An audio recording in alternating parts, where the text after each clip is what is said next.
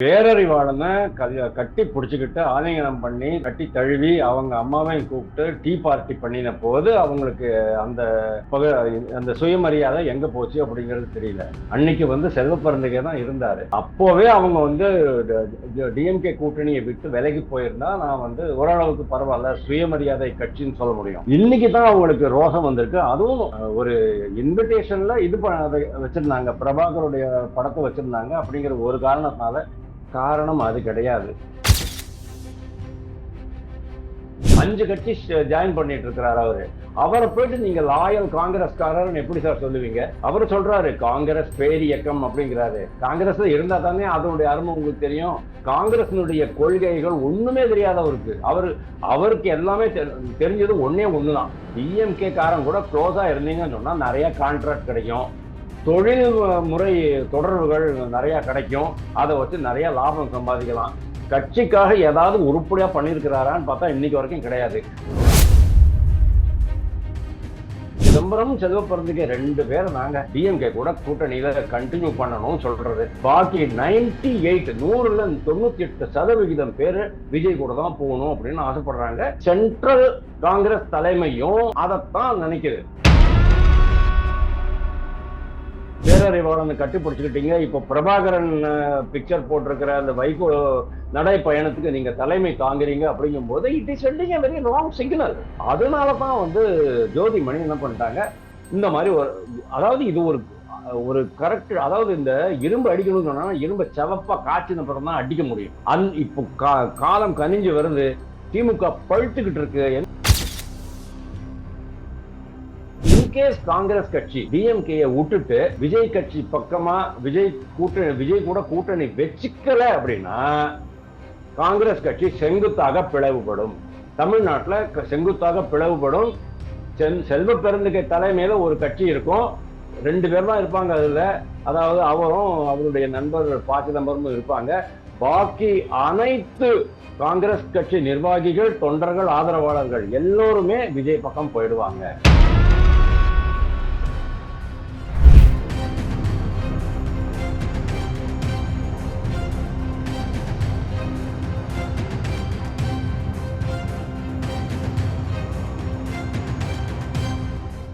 Real நேயர்களுக்கு வணக்கம். இன்று நம்மளுடைய நேர்காணலுக்கு அரசியல் விமர்சகரான திரு வாசுதேவன் அவர்கள் நினைச்சிருக்காங்க. சார் வணக்கம். வணக்கம். எப்படி இருக்கீங்க? நல்லா இருக்கேன், ரொம்ப மகிழ்ச்சியா இருக்கேன்.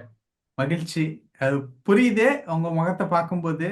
இப்ப செய்திக்குள்ள போயிடலாம். தொடர்ச்சியா பாத்தீங்க அப்படின்னா காங்கிரஸ்குள்ள இருக்கக்கூடிய உட்கட்சி விவகாரங்கள்ல திமுக தலையிடுவது பிடிக்கவில்லை என்று மாணிக்கம் தாகூர் தன்னுடைய ட்வீட் மூலியமா சில விஷயங்கள் சொல்லியிருந்தாரு. இது முதல் விஷயம். 2வது விஷயம் என்ன அப்படின்னு பார்க்கும்போது இன்னைக்கு ஜோதிமணி அவர்களும் அதே மாதிரியான ஒரு விளக்கத்தை கொடுத்திருந்தாங்க. இன்னைக்கு திருச்சியில நடந்த சமத்துவ நடைப்பயணம், வைகோ அவர்கள் போதைப் பொருட்களை எதிர்த்து நடத்திருந்தாங்க. அந்த நடைப்பயணத்தினுடைய தொடக்க விழாவில் காங்கிரஸ் பங்கேற்கல. திமுகவை சார்ந்த கூட்டணி கட்சிகள் எல்லாரும் பங்கேற்றிருந்தாங்க. ஆனா காங்கிரஸ் அதுல பங்கேற்கல. அது ஒரு முக்கியமான ஒரு விஷயமா பார்க்கப்பட்டுச்சு. ஏன் பங்கேற்கல அப்படின்னு காங்கிரஸை சார்ந்த ஒரு நபர்கிட்ட கேட்கும்போது அங்க பிரபாகரனுடைய புகைப்படம் வச்சிருந்தாங்க. ராஜீவ்காந்தியினுடைய கொலையில பிரபாகரனுக்கு முக்கியமான ஒரு இடம் இருக்கு, அந்த போட்டோவுக்கு கீழே நாங்க எப்படி உட்கார முடியும் அப்படின்ட்டு சொல்லியிருக்காங்க. ஸ்டாலின் அவர்கள் இது குறித்து எதுவும் சொல்லலையா அப்படின்னு கேட்டா சொல்லியிருக்கணும், பட் சொல்லலை அப்படின்ட்டு சொல்றாங்க. இந்த மாதிரி பல விஷயங்கள் போயிட்டு இருக்கு.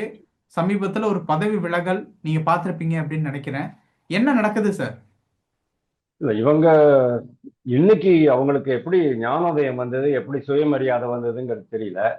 பேரறிவாளனை கட்டி பிடிச்சிக்கிட்டு ஆலிங்கனம் பண்ணி கட்டி தழுவி அவங்க அம்மாவையும் கூப்பிட்டு டீ பார்ட்டி பண்ணின போது அவங்களுக்கு அந்த அந்த சுயமரியாதை எங்க போச்சு அப்படிங்கிறது தெரியல. அன்னைக்கு செல்வ பிறந்தகை தான் இருந்தாரு.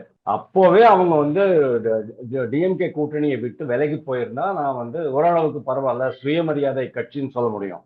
இன்னைக்கு தான் அவங்களுக்கு ரோஷம் வந்திருக்கு. அதுவும் ஒரு இன்விடேஷன்ல வச்சிருந்தாங்க, பிரபாகருடைய படத்தை வச்சிருந்தாங்க. அப்படிங்கிற ஒரு காரணம் அது கிடையாது. அதாவது அன்னைக்கு 3 வருஷம் முன்னால அந்த பேரறிவாளனை கட்டி பிடிச்சிக்கிற நிகழ்ச்சி நடந்த போது கூட்டணியை விட்டு விலகுவதற்கான காரணம் இருக்கல. ஆனா இன்னைக்கு கூட்டணியை விட்டு எப்படியாவது விலகினா போறோம், அவங்களாவே அடிச்சு துரத்த மாட்டேன்றாங்க, அதுக்காக வெயிட் பண்ணிட்டு இருக்கோம். ஆனா அவங்க பண்ணலைங்கிறதுனால ஏதாவது ஒரு காரணம் காட்டி கூட்டணியில இருந்து விலகிடலாம் அப்படிங்கிற மாதிரி தான் காங்கிரஸ் கட்சி நினைக்குது. லாஸ்ட் 2 months இந்த சிந்தனைக்கு வந்து ரொம்ப அதிகமான இது கிடைச்சிக்கிட்டு இருக்கு, வளர்ச்சி கிடைச்சிக்கிட்டு இருக்கு. இந்த சிந்தனையில நிறைய பேர் உள்ள வந்துகிட்டு இருக்கிறாங்க. கிட்டத்தட்ட 90-95% கட்சி நிர்வாகிகளும் தொண்டர்களும் ஆதரவாளர்களும் 3 பேரும் சொல்றேன், நிர்வாகிகள், தொண்டர்கள், ஆதரவாளர்கள் 3 வர்க்கத்தினருமே இதுக்கு வந்து டிஎம்கே கூட வெளில போயிடலாங்கிற மாதிரி தான் இருக்கிறாங்க. அவங்களுக்கு ஒரு மிகப்பெரிய அட்ராக்ஷன் என்ன அப்படின்னா, நடிகர் ஜோசப் விஜயனுடைய புதிய கட்சி தாவேகா, அதுல ஜாயின் பண்ணிட்டோம்னு சொன்னா நம்மளுடைய எதிர்காலம் எல்லாம் ரொம்ப பிரகாசமா இருக்கும் அப்படின்னு அவங்க நினைக்கிறாங்க. ஜோதிமணிக்கு இன்னும் 30 வருஷம் அரசியல் இருக்கு, கார்த்திக் சிதம்பரத்துக்கு 20 வருஷம் அரசியல் இருக்கு, சசிகாந்த் செந்திலுக்கு 30 வருஷம் அரசியல் இருக்கு. இந்த இவ்வளவு பெரிய எதிர்காலத்தை வச்சுக்கிட்டு இருக்கிற இந்த குட்டி குட்டி தலைவர்களுக்கு எல்லாம் டிஎம்கே கூட போனா அவங்களோட படுகொலியில விழ வேண்டியதுதான் அப்படிங்கிறது நல்லாவே தெரியும். இன்னைக்கு கள நிலவரம் வேற மாதிரி ஆயிப்போச்சு. அதனால தான் இதை ஒரு ஆப்பர்ச்சுனிட்டியா பயன்படுத்திக்கிட்டு, இந்த பிரபாகரன் ஆப்பர்ச்சுனிட்டியா பயன்படுத்திக்கிட்டு இவங்க அந்த கூட்டத்துக்கு அந்த நடைப்பயணம், சமத்துவ நடைப்பயணத்துக்கு போகாம இருக்கிறாங்க. இன்னைக்கு ஜோதிமணி என்னென்னலாம் பேசிருக்கிறாங்க பாருங்க. கொள்கை நிலைப்பாடு, அரசியல் செயல்பாடு, இந்த இரண்டையுமே நீர்த்து போக செய்ய சூழ்ச்சி செய்யப்படுகிறது அப்படிங்கிறாங்க. யாரு சூழ்ச்சி செய்யறாங்க? செல்வ பெருந்தகையை தான் சூழ்ச்சி செய்கிறாருன்னு ரொம்ப கிளியரா சொல்றாங்க. அதே மாதிரி வாக்குச்சாவடி முகவர்கள் பட்டியலை நீங்க வந்து தேர்தல் ஆணையத்துல கொடுக்கறதுக்கு நீங்க எப்படி இல்ல வேண்டாம் சொல்ல முடியும்? அதை யாரு தடுத்து நிறுத்த முடியும்? அந்த மாவட்டத்தில் இருக்கிறவங்க தடுத்து நிறுத்த முடியாது. ஏன்னா தேர்தல் ஆணையத்துல சென்னையில ஒட்டுமொத்தமான மாநிலத்திற்கும் சேர்த்த மாதிரி தான் அதை கொடுக்குறாங்க. அப்போ அதை யாரு தடுத்து நிறுத்த முடியும்? நம்பர் 1 செல்வ பெருந்தகையை தவிர வேறு யாரும் தடுத்து நிறுத்த முடியாது. அவர் என்ன சொல்றாரு? இதை எதுக்கு நீங்க பொது வழியில பேசுனீங்க? எனக்கு ஒன்றும் புரியல. நான் வந்து ரொம்ப நேர்மையா, எனக்கு மனசாட்சிக்கு விரோதம் இல்லாம நான் வந்து பணியாற்றி வருகிறேன், ராப்பகலா உழைக்கிறேன் அப்படிங்கிறாரு அவரு. கரூர் மாவட்டத்துல இந்த பிரச்சனை இருக்கு, முகவர்கள் பிரச்சனை இருக்கு, அதை வந்து சரி பண்ணணும் அப்படின்னு அவர் சொல்றாரு. அப்போ இதுக்கு முன்னால நீங்க ஏன் பண்ணல அப்படிங்கிற ஒரு கேள்வி வருது. எனக்கு என்ன தோன்றதுன்னு கேட்டா, எல்லாமே டைமிங் தான் தமிழ். டைமிங் கரெக்டா இருந்துச்சுன்னு வச்சுங்களேன், உங்களுடைய நடவடிக்கை சக்சஸ் ஆகும். இப்போ ஏற்கனவே நம்மளுக்கு தெரியும், பிரவீன் சக்கரவர்த்தி கொளுத்தி போட்டுட்டு போயிட்டாரு. பிரவீன் சக்கரவர்த்தி கொளுத்தி போட்டதுன்னு அவர் சொந்தமா பண்ணினாரா? இல்ல, அவர் வந்து ராகுல் காந்திக்கு ரொம்ப ரொம்ப நெருக்கமானவர், ஒரு விஷயம். 2வது விஷயம், பிரவீன் சக்கரவர்த்திக்கு செல்வ பெருந்தகை கண்டனம் தெரிவிச்சாரு. கண்டனம் தெரிவிச்சது மேலிடத்திற்கு இஷ்டம் இல்லை. ஏன்னா செல்வ பெருந்தகையை விட பிரவீன் சக்கரவர்த்திக்கு மத்திய காங்கிரஸ் கட்சி தலைமையில செல்வாக்கு அதிகம். இதை நீங்க புரிஞ்சுக்கணும். அப்படி இருக்கும்போது நம்ம பையனை பிரவீன் சக்கரவர்த்தியை இவ எப்படி மட்டம் தட்டிட்டான் அப்படிங்கிற மாதிரி அவங்க நினைக்கிறாங்க. இது ஒரு விஷயம். 2வது விஷயம், மாணிக்கம் தாக்கூர் உள்ள வர்றாரு. பாருங்க, இதெல்லாம் தொடர்ச்சியா வந்துகிட்டே இருக்கு பாருங்க. மாணிக்கம் தாக்கூர் உள்ள வராரு. எதுக்கு உள்ள வராரு? அவரு அதுக்கு முன்னால விடுதலை சிறுத்தைகள், மதிமுக, அதாவது வை கோபால்சாமி கட்சி, அதுக்கப்புறம் கம்யூனிஸ்டுகள் 3 பேரும் லெட்டர் எழுதுறாங்க காங்கிரஸ் தலைமைக்கு. என்னையா அவசியம் உங்களுக்கு? அது அவங்களுடைய உட்கட்சி பிரச்சனை. அவங்க வந்து ஆட்சியில் பங்கு வேணும் கேட்கறாங்க. உத்தரப்பிரதேசமும் தமிழ்நாடை விட உத்தரப்பிரதேசம் பரவாயில்ல, உத்தரப்பிரதேசத்தை விட தமிழ்நாடு படுமோசம் அப்படின்னு சொன்னாங்கன்னு சொன்னா, அதான் அவங்களுடைய உட்கட்சி பிரச்சனை. உனக்கு வேணுமோ வேண்டாமோ, நீ உங்களுடைய, அதாவது இன்னொரு பெரிய கட்சிக்கு தலைமைக்கு கடிதம் எழுதுவதற்கு காரணம் என்ன அப்படிங்கிற ஒரு கேள்வி வரும். இது வந்து தேவையில்லாத இன்டர்ஃபரன்ஸ் அப்படின்னு நான் நினைக்கிறேன். தலையீடு, குறுக்கீடு. அதுக்கு தான் வந்து மாணிக்கம் தாக்கூர் சொன்னாரு, உஷார், கபர்தார் சொல்லிட்டாரு, உங்களுடைய எல்லையை மீறிடாதீங்க, லக்ஷ்மண் ரேகையை நீங்க மீறாதீங்க, எங்களுடைய உட்கட்சி பிரச்சனையில உங்களுக்கு கருத்து சொல்றதுக்கு அதிகாரம் கிடையாதுன்னு ரொம்ப நறுக்குன்னு சொல்லிட்டாரு. மாணிக்கம் தாக்கூர் யாருங்க? மாணிக்கம் தாக்கூர் ஒரு சாதாரண எம்பி நீங்க நினைக்கிறீங்களா? கிடையாது. இன்னைக்கு தமிழ்நாட்டில் இருக்கிற அந்த 9 எம்பிக்கள்ல முக்கியமான எம்பியா நான் பார்க்கறது மாணிக்கம் தாக்கூர் தான். ஏன்னா அவர் வந்து ராகுல் காந்திக்கு ரொம்ப நெருக்கமானவர், பிரியங்கா காந்திக்கும் நெருக்கமானவர். அதை ஞாபகம் வச்சுக்கணும். ஏன்னா நீங்க லாஸ்ட் இந்த இதுல பாராளுமன்ற தொடர் முடிஞ்ச உடனே அந்த ஆன்டி சேம்பர்ல போயிட்டு அவங்க எல்லாம் டீ சாப்பிட்டாங்க. பிரதமர், உள்துறை அமைச்சர் எல்லாம் இருந்தாங்க அங்க, இவங்களும் உட்கார்ந்து இருந்தாங்க. அதுக்கப்புறமா தான் மாணிக்கம் தாக்கூர் உள்ள போறாரு, லேட் என்ட்ரி. உள்ள போன உடனே பிரதமர் அவரை கூப்பிட்டு பேசுறாரு. உட்கார்ந்த இடத்துல இருந்து அவர் கூப்பிட்டு அவர் பேரை சொல்லி பேசுறாரு, ஆயே மாணிக்கம் தாக்கூர்ஜி அப்படிங்கிறாரு. அப்பவும் உள்ள வரவங்க எங்க அவங்களுக்கு இடம் கொடுக்குறாங்க தெரியுமா? பிரியங்கா காந்திக்கு பக்கத்துல இடம் கொடுக்குறாங்க.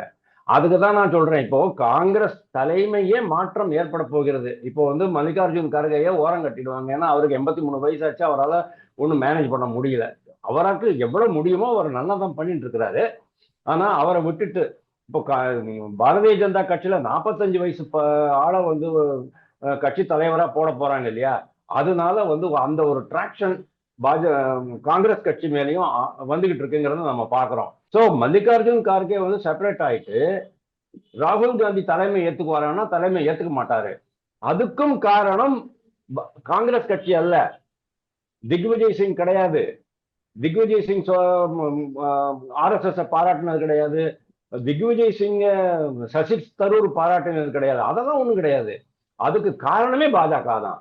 பாஜகவினர் தான் வந்து நீங்க வந்து தலைமையை சேஞ்ச் பண்ணுங்க, மத்திய அரசோட எல்லாத்துக்குமே விரோத போக்கு வச்சுக்க வேண்டாம், கொஞ்சம் ஒத்துழைங்க, கோஆபரேட்டிவ் ஃபெடரலிசம் பண்ணுங்க, கூட்டாட்சி தத்துவம் நடைமுறைப்படுத்துங்க, எல்லாத்துக்கும் நாங்க செய்யற நல்ல விஷயங்களுக்கு தான் நீங்க சப்போர்ட் பண்ணுங்க சொல்லி அதுக்கப்புறம் தான் இந்த ஒரு சிந்தனை காங்கிரஸுடைய தலைமைக்கு ஏற்பட்டிருக்கு. அதனாலதான் மார்ச் ஏப்ரல் மாசம் ராகுல் காந்தி இருக்க மாட்டார் தலைவரா.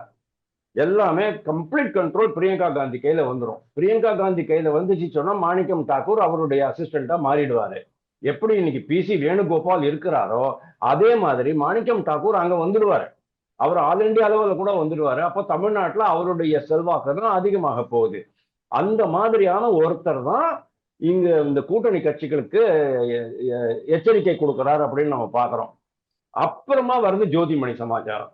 ஜோதிமணி, அதாவது செல்வ பெருந்தகையை இவங்க வந்து மாநில தலைவராக தேர்ந்தெடுத்ததே தப்புன்னு அன்னிலேருந்து முதல் நாள்ல இருந்து நான் சொல்லிக்கிட்டு வரேன், தொடர்ச்சியா சொல்லிக்கிட்டு வரேன். 5 கட்சி ஜாயின் பண்ணிட்டு இருக்கிறார் அவரு. அவரை போயிட்டு நீங்க லாயல் காங்கிரஸ்காரர்னு எப்படி சார் சொல்லுவீங்க? அவர் சொல்றாரு காங்கிரஸ் பேரியக்கம் அப்படிங்கிறாரு. காங்கிரஸ்ல இருந்தா தானே அதனுடைய அருமை உங்களுக்கு தெரியும். காங்கிரஸினுடைய கொள்கைகள் ஒண்ணுமே தெரியாதவருக்கு அவருக்கு எல்லாமே தெரிஞ்சது ஒன்னே ஒண்ணுதான். DMK காரன் கூட க்ளோஸா இருந்தீங்கன்னு சொன்னா நிறைய கான்ட்ராக்ட் கிடைக்கும், தொழில் முறை தொடர்புகள் நிறைய கிடைக்கும், அதை வச்சு நிறைய லாபம் சம்பாதிக்கலாம். கட்சிக்காக ஏதாவது உருப்படியா பண்ணியிருக்கிறாரான்னு பார்த்தா இன்னைக்கு வரைக்கும் கிடையாது. அதனாலதான் ஜோதிமணி போர்க்கொடியை தூக்கிட்டாங்க. நேத்திக்கு வரைக்கும் போர்க்கொடி யாருமே தூக்கல. நீங்க நினைச்சு பாருங்க, நேத்திக்கு வரைக்கும் யாருமே போர்க்கொடி தூக்கல சார் செந்தில் செல்வ பெருந்தகை மேல. ஆனா இன்னைக்கு இது வந்துதான் ஆகணும். ஏன்னா இது நான் வந்து 1.5 மாசம் 2 மாசம் முன்னாலேயே நான் எதிர்பார்த்துட்டேன். ஆனா கொஞ்சம் லேட்டா வந்திருக்கு. ஆனா வந்தது நல்ல சரியான சமயத்துல வந்திருக்கு. நீங்க பாருங்க, இனிமேல் அவங்களுக்கு என்ன ஆக போறது? இப்போ செல்வ பெருந்தகை மேல ஒரு மிகப்பெரிய போர்க்கொடி தூக்கிட்டாங்க, அது வந்து ரிவோல்ட் ஆயிடுச்சு அப்படின்னு சொன்னா உடனே செல்வ பெருந்தகை தூக்கி போடவும் முடியாது. அதாவது மத்திய காங்கிரஸ் கட்சி ஹைகமாண்டுக்கு ரொம்ப மிகப்பெரிய சிக்கல். ஏன்னா 3 மாசம் 100 நாள் கூட இல்ல, அதுக்குள்ள நீங்க திருப்பியும் ஒரு புதிய தலைவரை கொண்டாந்து போட்டீங்கன்னு சொன்னா ஜெல் ஆகாது. இது ஒரு ப்ராப்ளம். சரி, இவரையே தொடர்ந்தீங்க அப்படின்னு சொன்னா இவங்க எல்லாம் எவனும் வேலை செய்ய மாட்டான், இவங்க எல்லாம் விஜய் கட்சிக்கு போயிடுவான். அதுதான் சிதம்பரம் மாதிரி ஆளுகள் கூட என்ன நினைக்கிறாங்க, சிதம்பரம் செல்வ பெருந்தகை 2 பேர் நாங்க DMK கூட கூட்டணியில கண்டினியூ பண்ணணும் சொல்றது. பாக்கி 98 100ல 98% பேரு விஜய் கூட தான் போகணும் அப்படின்னு ஆசைப்படுறாங்க. சென்ட்ரல் காங்கிரஸ் தலைமையும் அதைத்தான் நினைக்குது. அப்போ செல்வ பெருந்தகை எப்படி உள்ளடி வேலை பண்றார் அப்படிங்கிறது நீங்க பாருங்க. அதுதான் இது வந்து ஒரு இயற்கையான வெளிப்பாடா தான் நான் பாக்குறேன். Okay sir.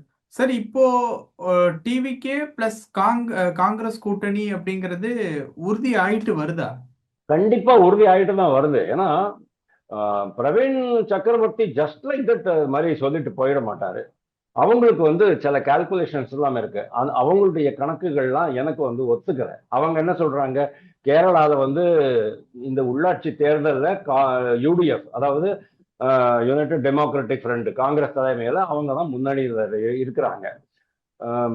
கம்யூனிஸ்ட் கட்சி, அதாவது வலதுசாரி கம்யூனிஸ்ட் கட்சி தலைமையில் இருக்கிற எல்டிஎஃப் பின்தங்கி போச்சு. ஆனா அதுலயே இந்த பாரதிய ஜனதா கட்சி என்ன பண்ணிட்டாங்க, ஒரு ஒரு பெரிய கார்பரேஷன் திருவனந்தபுரம், திருப்போணித்துறை அண்ட் பாலக்காடு 2 முனிசிபாலிட்டியை கைப்பற்றிட்டாங்க.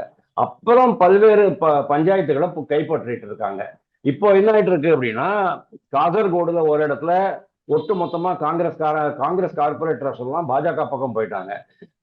திருச்சூர்லயும் அதே மாதிரி ஒரு இதுல ஒரு பஞ்சாயத்துல 8 காங்கிரஸ் உறுப்பினர்கள், அதில் 8 உறுப்பினர்கள்ல ஒரு இஸ்லாமியர், 4 கிறிஸ்தவர்கள், அப்புறம் ஒரு 3 இந்துக்கள், கார்பரேட்டர்கள் எல்லாம் பாஜக பக்கம் போயிட்டாங்க. அதாவது அங்க ட்ரெண்ட் எப்படி போயிட்டு இருக்கு அப்படிங்கறத நம்ம பாக்குறோம். இந்த சமயத்துல காங்கிரஸ் மேலிடம் என்ன நினைச்சது, சரி அடுத்த தேர்தலில் 2026 ஏப்ரல் மாசம் வர தேர்தலில் நாங்க ஜெயிச்சிடலாம் அப்படின்ற மாதிரி அவங்க நினைக்கிறாங்க.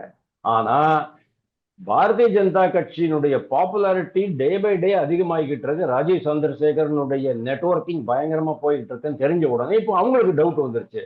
அப்போ அவங்க என்ன நினைக்கிறாங்க, அட்லீஸ்ட் இந்த விஜயை கூட்டிட்டு போய் பிரச்சாரம் பண்ணினாலாவது நம்மளுக்கு இதை தக்க வச்சுக்க முடியுமா அப்படின்னு பாக்குறாங்க. அதாவது உள்ளாட்சி தேர்தலில் கிடைத்த வெற்றியை சட்டசபை தேர்தலுக்கு மாற்ற முடியுமா அப்படின்னு அவங்க பாக்குறாங்க. ரொம்ப கஷ்டமான சமாச்சாரம் தான், எப்படி வேணாலும் போகும். இன்னைக்கு நான் சொல்றேன், உள்ளாட்சி தேர்தலில் காங்கிரஸ் வெற்றி பெற்றது உண்மை. ஆனால் அதுவே உங்களுக்கு 4 மாசத்துக்கு அப்புறம் நடக்க போற சட்டசபை தேர்தலில் நடக்கும் அப்படிங்கிறது எனக்கு உத்தரவாதம் கிடையாது. நான் அந்த நிலைமையில உட்கார்ந்து இருந்தேன்னு சொன்னா நானும் அதைத்தான் திங்க் பண்ணுவேன். அப்படிதான் அவங்க இப்ப திங்க் பண்ணிட்டு இருக்கிறாங்க. ஒரு நல்ல விஷயம். விஜயை கூட்டிட்டு போனா கேரளால ஒரு பெரிய அப்பீல் இருக்கு அப்படின்னு அவங்க சொல்றாங்க. அந்த கணக்குல தான் எனக்கு உடன்பாடு இல்லை. அதுக்கு காரணம் என்ன அப்படின்னா, கேரள மக்கள் ஒரு நடிகருடைய முகத்தை பார்த்து அவனும் ஒட்டு போட போறது இல்லை. அப்படி போட்டிருந்தாங்கன்னு சொன்னா இவரோட பெரிய நடிகர் மோகன்லால், மம்முட்டி எல்லாம் பெரிய பெரிய நடிகர்கள் தான். சுரேஷ் கோபி கூட ஒரு நடிகர் தான், திருச்சூர் எம்பி. ஆனா திருச்சூர் சுரேஷ் கோபி 2 தேர்தல் தோத்ததுக்கு அப்புறம் தான் எம்பி ஆனார். 1. 2வது அவர் பண்ணின சோசியல் ஒர்க், அதுதான் அவருடைய வெற்றிக்கு காரணம். இந்த முறை கூட திருச்சூர் தொகுதியில எக்கச்சக்கமான இடங்கள்ல பஞ்சாயத்துல பிஜேபி எல்லாம் ஜெயிச்சு வர காரணமே அவர் தான். அதாவது திருச்சூர், காலிக்கட்டு, கண்ணூர் இந்த மாதிரி பகுதிகள், மலபார் பகுதிகள் நான் சொல்றேன், அந்த பகுதிகள்லாம் எனக்கு என்னுடைய கை மாதிரி எனக்கு தெரியும். சோ விஜய் கூட கூட்டணி போயிட்டோம் சொன்னா கேரளா மட்டும் இல்ல, Vijay is very popular in Andhra Pradesh and also Karnataka and also Pondicherry. அதனால இந்த 3 மாநிலங்கள்லையும் கூட நம்மளுக்கு அனுகூலமா இருக்கும் அப்படின்ட்டு மத்திய காங்கிரஸ் தலைமை நினைக்கிறது. இன்னொன்னு ப்ராப்ளம் என்ன அவங்களுக்கு அப்படின்னா, டிஎம்கேனுடைய இந்த இந்தி எதிர்ப்பு போராட்டம், வட மாநில தொழிலாளர்கள் மேல நடக்கிற அட்டகாசம், அட்டூழியங்கள், இது எல்லாமே அவங்களுக்கு நேஷனல் லெவல்ல ரொம்ப பெரிய ப்ராப்ளமா டெவலப் ஆகிட்டு இருக்கு. நரேந்திர மோடி தான் அதை சொன்னாரு, பீகாரிகள் தாக்கப்படுகிறார்கள் தமிழ்நாட்டுலன்னு சொன்னாரு. அது கரெக்டு தானே, பொய் ஒன்றும் சொல்லலையே. ஏன் பொய் சொல்லலாங்கிறத சொல்றேன். 2 வருஷம் முன்னால டிஆர் பாலு பீகார்ல போய் நிதிஷ்குமாரை சந்திச்சுட்டு தான் வந்தாரு. அப்படிலாம் நடக்கல சார் அப்படிங்கிற மாதிரி அவருக்கு எக்ஸ்பிளனேஷன் கொடுத்துட்டு விளக்கம் கொடுத்துட்டு வந்தாரு டிஆர் பாலு. ஏன்னாத்துக்கு டிஆர் பாலு நீங்க அனுப்பிச்சீங்க? டிஆர் பாலு எந்த கட்சி? டிஎம்கே தானே. அதனாலதான் சொல்றேன், நரேந்திர மோடி சொன்னது கரெக்ட். அதுவும் கரெக்டா தேர்தல் சமயத்துல அதை அவர் பயன்படுத்திக்கினாரு. அப்போ இவங்க வாய மூடிட்டு இருக்கணுமா வேண்டாமா? இவங்க திருப்பி ஆரம்பிச்சாங்க. உடனே அவங்க என்ன பண்ணிட்டாங்க, பீகார் பிஜேபி காரங்க தமிழ்நாட்டுல நடக்கிற எல்லா அட்டகாசம், பீடாவாயம்லேருந்து ஆரம்பிச்சு கக்கூஸ் கழுவுறவான்னு சொன்னதுலேருந்து ஆரம்பிச்சு எல்லா வீடியோவும் வெளில போட்டு விட்டாங்க வித் ஹிந்தி டிரான்ஸ்லேஷன். தமிழ்ல பேசுறத ஹிந்தி டிரான்ஸ்லேஷன்ல போட்டு விட்டாங்க. காங்கிரஸ்க்கு என்னாச்சியா? 61 இடங்கள்ல 6 இடங்கள்ல தான் அவங்க ஜெயிச்சாங்க. காங்கிரஸை விட அதிக இடங்கள்ல ஜெயிச்சது இஸ்லாமிய கட்சி, அதாவது அசாதுதீன் ஓவைசிங்கிற ஹைதராபாத்ல ஏஐஎம்ஐஎம் அப்படிங்கிற கட்சி. அப்போ ஆல் இண்டியா லெவல்ல டிஎம்கே வச்சுக்கிட்டு நம்மளுக்கு ப்ராப்ளம் தான் அதிகம் அப்படிங்கிறது அவங்களுக்கு தெரியும். இது போராதுக்கு நீங்க இவரை பேரறிவாளனை கட்டுப்பிடிச்சுக்கிட்டீங்க. இப்போ பிரபாகரன் பிக்சர் போட்டிருக்கிற அந்த வைகோ நடை பயணத்துக்கு நீங்க தலைமை தாங்குறீங்க அப்படிங்கும் போது it is sending a very wrong signal. அதனாலதான் ஜோதிமணி என்ன பண்ணிட்டாங்க, இந்த மாதிரி அதாவது இது ஒரு ஒரு கரெக்ட், அதாவது இந்த இரும்பு அடிக்கணும்னு சொன்னா இரும்பை செவப்பா காய்ச்சின அப்புறம் தான் அடிக்க முடியும். இப்போ காலம் கனிஞ்சு வருது, திமுக பழுத்துக்கிட்டு இருக்கு, என்ன பண்றதுன்னு தெரியல.